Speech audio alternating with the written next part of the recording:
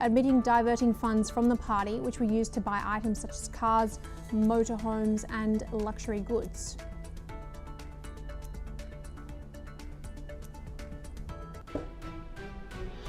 We start today with a development out of Qatar. A high-powered Iranian diplomatic delegation has landed in Doha for critical face-to-face consultations aimed at finalizing an agreement to end the war with the United States.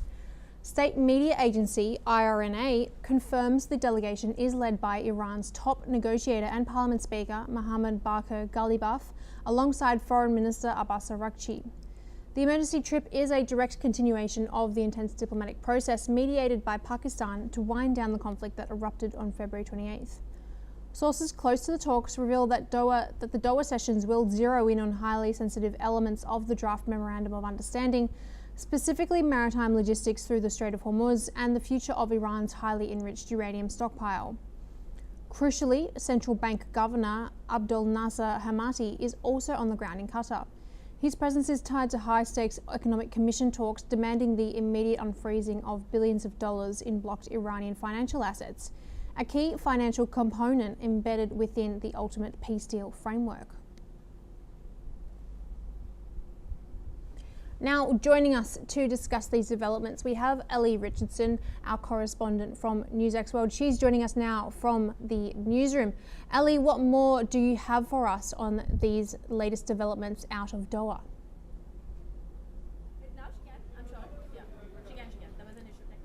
Now, Ellie, what more do you have for these developments coming to us out of Qatar?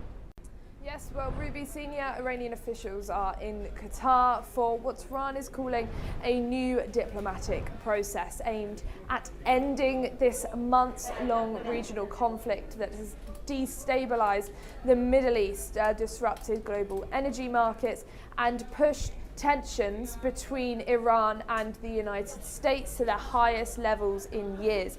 According to regional officials, the talks in Doha are focusing on two of the most dangerous issues at the center of the crisis: the future of the Strait of Hormuz and Iran's stockpile of highly enriched uranium. The meetings are being seen as one of the clearest signs yet that serious back-channel diplomacy is now underway following months of conflict involving Iran, Israel and the United States, with also Israel and Hezbollah in Lebanon as well, and regional proxy groups.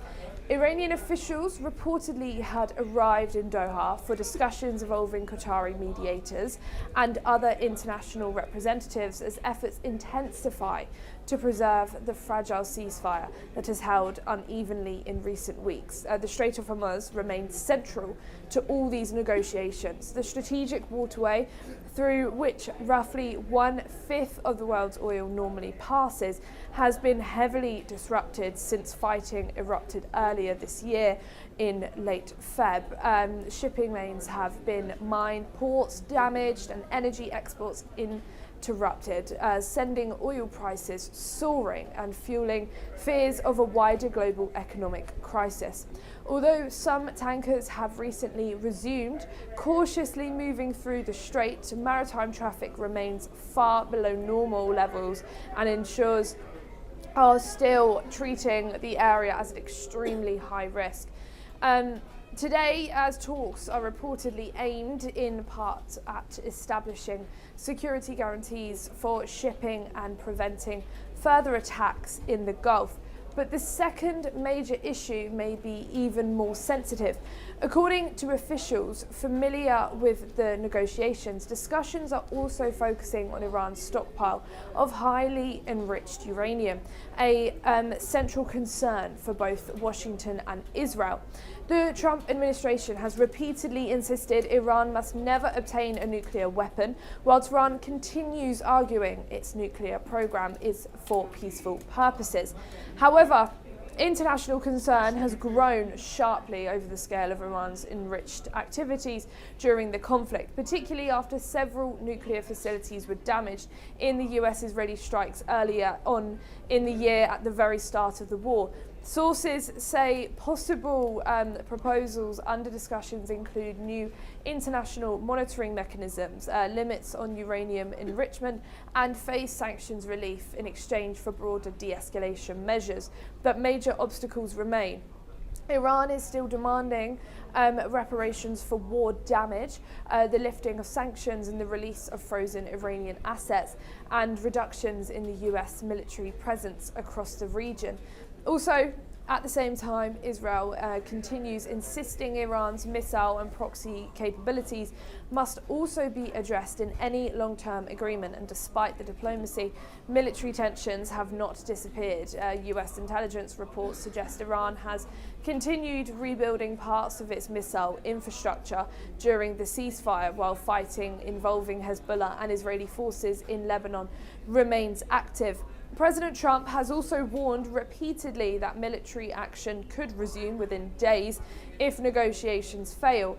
For Qatar tonight, talks underline its increasingly important role as a mediator in some of the world's most sensitive conflicts. Doha has hosted multiple rounds of indirect US-Iran negotiations in recent years and maintains channels of communication with Tehran, Washington, Hamas and other regional actors simultaneously. So today, amid this fragile diplomacy and enormous global stakes, the message from Doha is clear that after months of war, economic disruption and fears of regional escalation, a new diplomatic push is now underway to try to prevent the Middle East crisis from spiraling even further into control. So obviously we will bring you more updates on this as it comes in from these talks. Back to you, Ruby. Ali, thanks very much for the update, but don't go very far. We'll be coming back to you very shortly. We now move to some statements coming from President Donald Trump. He has now linked these negotiations to the Abraham Accords. He's introducing an aggressive mandatory new condition to the ongoing US-Iran peace negotiations, aiming to fundamentally reshape the geopolitical landscape of the Middle East. In a sweeping statement on his Truth Social platform, President Trump revealed that during extensive weekend phone consultations with the leaders of 8 major regional powers, he made it explicitly clear that signing onto the historic Abraham Accords must be mandatory once a definitive peace settlement with Tehran is finalized. The president named Saudi Arabia, Qatar, Pakistan, Turkey, Egypt, and Jordan as the key nations expected to simultaneously execute the Normalization Pact with Israel, joining existing members like the United Arab Emirates and Bahrain. Framing the mass normalization as a well-earned reward for intense American diplomatic efforts to solve what he called a complex puzzle, Trump warned that refusal to sign would signal bad intentions and disqualify nations from participating in the wider benefits of the Iran deal. In an ambitious final flourish, the president even left the door open for the Islamic Republic of Iran to eventually join the unparalleled world coalition, predicting a fully united, economically dominant Middle East.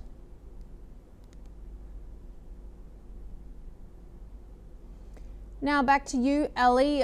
Could we see relations in the future between Iran and Israel as President Trump has stipulated in his Truth Social post? Yes, well, Ruby, President Donald Trump is attempting to dramatically reshape the Middle East peace process by linking any future agreement with Iran directly to a major expansion of the Abraham Accords, like you mentioned. The US brokered normalization agreements between Israel and the Arab states, first signed during his first term in office. In a series of statements and calls with regional leaders, Trump said negotiations with Iran are proceeding nicely and suggested that several Muslim-majority nations should formally join the Abraham Accords as part of a broader diplomatic settlement aimed at ending months of regional conflict. According to reports, though, Trump has specifically mentioned countries including Qatar, Pakistan, Egypt, Jordan and Turkey, saying that they would eventually be honoured to have Iran itself become part of the Accords if a wider peace deal can be achieved. Now, the comments mark one of the clearest indications yet that the White House is trying to use the current Iran negotiations, but simply to end the war. but to fundamentally recognise political alliance across the Middle East. The Abraham Accords, first signed in 2020, normalised relations between Israel and several Arab countries, including the United Arab Emirates and Bahrain.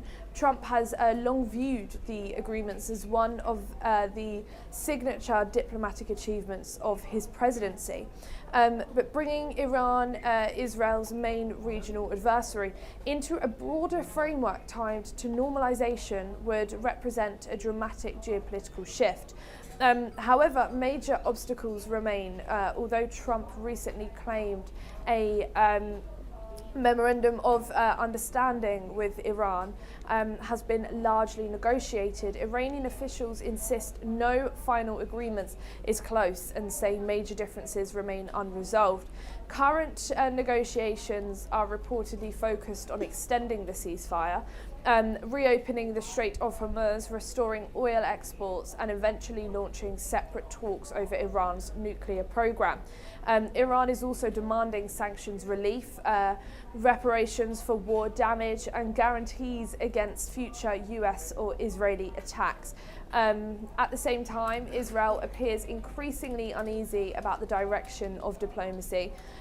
Reports say that Prime Minister Benjamin Netanyahu privately acknowledged difficulty influencing Trump's decisions on Iran amid concerns in Israel that the emerging framework may prioritize de-escalation over fully dismantling Iran's military and nuclear capabilities. Israeli officials remain especially concerned that current negotiations do not yet directly address Iran's missile infrastructure or its support for groups like Hezbollah.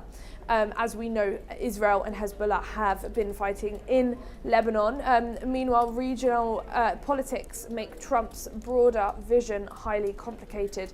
While Gulf states, including Saudi Arabia and the UAE, have cautiously supported diplomatic efforts to end the conflict, public anger across the Arab world over the wars in Gaza and Lebanon has made formal normalization with Israel politically sensitive in many countries. Despite the improving rhetoric, military tensions have not disappeared.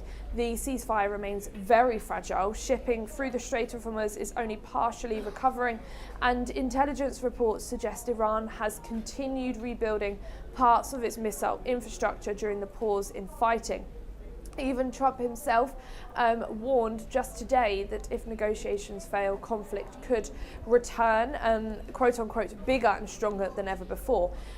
Still, the White House is clearly betting that the current crisis may create an opening for a much larger diplomatic transformation, one that could potentially redraw alliances across the Middle East, expand the Abraham Accords far beyond the original scope, and possibly even bring Iran into a future regional framework once considered unimaginable. Of course, bring you more updates here as they come in. Ali, please don't go far. We're now moving to some breaking news coming out of Russia. There's been some developments there. We're following these Russian Foreign Ministry statements issued with a severe ultimatum regarding the capital of Ukraine. According to these statements carried by the state-run TASS news agency, Russia has officially initiated a major coordinated campaign of targeted strikes against Ukrainian defense industry facilities located across Kyiv. The Kremlin is warning that these ongoing military operations will be directed squarely at critical decision-making centers and high-level military command posts within the city. The Russian Foreign Ministry has issued an urgent directive explicitly warning that all foreign citizens and foreign diplomats should evacuate and leave Kyiv immediately. We now move to Pakistan with high-level diplomatic momentum building as China and Pakistani Prime Minister Shehbaz Sharif have met today, the Chinese Premier Li Qiang and President Li Jinping at the Great Hall of the People. Now marking the 75th anniversary of diplomatic relations between these two nations, the leaders witnessed the signing of a sweeping raft of bilateral agreements and protocols designed to dramatically expand trade, investment and institutional cooperation. A central pillar of the high-stakes summit is the acceleration of the next phase of the China-Pakistan Economic Corridor, or CPEC, with a renewed focus on industrialization, digital transformation, and clean energy. Strategic alignment reached into new domains as well, highlighted by the selection of Pakistani astronauts for China's space station program. The meeting also carried heavy geopolitical weight regarding the West Asia crisis. Prime Minister Sharif, who is travelling with Army Chief Field Marshal Asim Munir, said that Pakistan has played a sincere, proactive role in mediating a potential memorandum of understanding between the United States and Iran. President Xi Jinping praised Islamabad's diplomatic interventions, stating that Pakistan's efforts have injected vital, positive energy into regional peace and stability. Let's listen in to what the leaders of both these countries have had to say. Field Marshal Munir, also welcome to China. I know that you just came back from Iran for positive efforts to mediate for peace. We appreciate the constructive role. I'd like to thank President Xi Jinping and Chinese leadership for their great support to Pakistan to promote peace and achieve ceasefire. President Xi Jinping's 4-point agenda we fully endorse. We now go back to our correspondent, Ellie Richardson. Ellie, what more information do you have for us on this meeting between the Chinese and the Pakistani leaders? Well, Pakistan and China are deepening their strategic partnership after Prime Minister Shehbaz Sharif met Chinese Premier Li Qiang in Beijing and signed a broad series of agreements spanning trade, agriculture, education, media, technology and infrastructure cooperation. The meeting comes at a highly sensitive moment geopolitically, with Pakistan increasingly positioning itself at the centre of regional diplomacy amid the Iran crisis, tensions between China and the United States, and growing instability across South Asia and the Middle East. During talks in Beijing, Sharif and Premier Li emphasised what both sides described as an all-weather strategic cooperative partnership and pledged to accelerate economic cooperation under the China-Pakistan Economic Corridor, or CPEC, the flagship Belt and Road Initiative project linking Western China to Pakistan's Arabian Sea ports. Officials say that the agreements signed today cover multiple sectors, including agricultural modernisation, vocalisation training, educational exchanges, digital infrastructure, broadcasting cooperation and expanded bilateral trade. Both countries are also expected to increase cooperation on energy security and logistics as disruption in the Strait of Hormuz continues affecting supply chains and fuel markets across Asia and even across the whole world. The timing of this visit is especially significant. Sharif arrived in Beijing just as Pakistan's military leadership has been engaging in parallel diplomatic efforts with Iran and the Gulf states amid ongoing negotiations aimed at preserving the fragile ceasefire between Tehran and Washington. Pakistan has increasingly emerged as an important intermediary in the wider Middle East crisis, maintaining relations with Iran, China, the United States, Saudi Arabia, and Gulf states simultaneously. And China's role is growing as well. Beijing has been positioning itself as a major diplomatic actor in the Iran negotiations, while also strengthening economic and strategic ties across the region. Chinese officials today stressed the importance of regional stability and economic connectivity, with Premier Li reportedly telling Sharif that China supports Pakistan's efforts to promote peace and dialogue during a period of rising global uncertainty. Economically, the agreements are also critical for Islamabad. Pakistan continues facing major financial pressures after years of inflation, debt concerns, the IMF restricting measures, Chinese investment through OPEC. CPEC remains central to the government's long-term economic strategy, despite previous delays and security concerns surrounding some infrastructure projects. Both governments today pledged to accelerate implementation of delayed CPEC projects, including energy facilities, transport links, the industrial zones, designed to boost Pakistan's manufacturing and export capacity. Security cooperation was also reportedly discussed during the meetings. Pakistan and China continue coordinating very closely on counter-terrorism issues, particularly after attacks in recent years targeting Chinese nationals and projects inside Pakistan. Strategically, the visit sends a broader geopolitical message also. It comes only days after President Donald Trump's summit with Chinese President Xi Jinping, as Beijing simultaneously deepens ties with Russia, Tehran, Islamabad, while carefully managing relations with Washington. Analysts say that China is increasingly trying to position itself as the central diplomatic and economic power across Asia during a period of intensifying global fragmentation. So for Pakistan, closer alignment with Beijing offers both economic support and geopolitical leverage at a time of mounting regional uncertainty. So tonight, the meetings in Beijing underline how the China-Pakistan relationship is evolving beyond infrastructure alone into a much broader ties between them both. Of course, when more information comes out, we will bring it to you fresh here on NewsX World. Back to you, Ruby. Ellie, thanks very much for keeping us updated there from the newsroom. Always a pleasure to see you. Now we move to some comments coming from the Pope. Pope Leo XIV has issued a historic and unprecedented apology for the Vatican's role in justifying slavery, describing the Church's delay in condemning the practice as a deep wound in Christian memory. In a major text titled Magnificat Humanitas, the Pontiff acknowledged that Church institutions owned slaves until the Middle Ages, and said the Apostolic See in Rome had, at times, legitimized forms of subjugation and enslavement during the early modern period.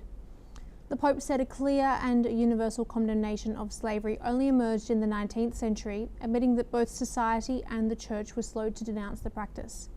The remarks mark one of the strongest acknowledgements yet of the Vatican's direct role in historical slavery. While previous popes, including John Paul II and Pope Francis, had condemned slavery and apologized for the role of Christians in the slave trade, Leo's statement goes further by directly addressing the institutional responsibility of the Church. The document also warns of modern forms of exploitation linked to the digital economy, with the Pope urging the world not to ignore new forms of human subjugation in the 21st century. Now we move to some further updates regarding this Ebola outbreak in the Democratic Republic of Congo. The World Health Organization has officially declared a public health emergency of international concern as a rapidly expanding Ebola outbreak intensifies in the eastern region of the DRC. Congolese health authorities report the suspected cases have now surged past 900, centering heavily in the conflict-ridden Ituri province. The death toll across the region has now climbed to over 200. Compounding this crisis, laboratory testing has confirmed that the outbreak is caused by the rare Bundibugyo strain of the virus. Unlike more common strains, there's no currently approved vaccines or targeted treatments available for this specific variation.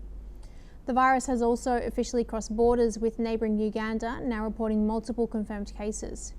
International health teams warn that containment efforts are being severely hindered by local militia violence and targeted attacks on medical treatment centres.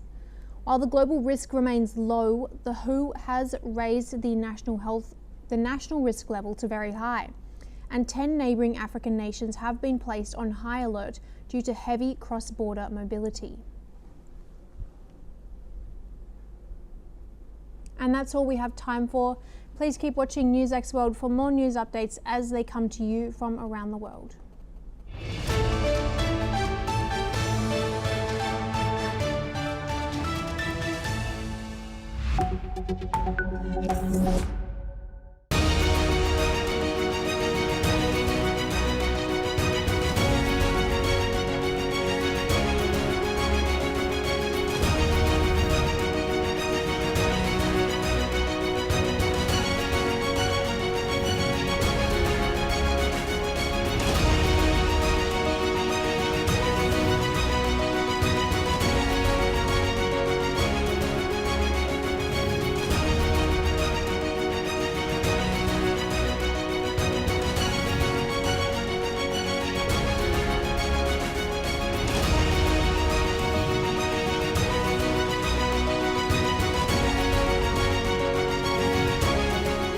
in the midst of death, life persists.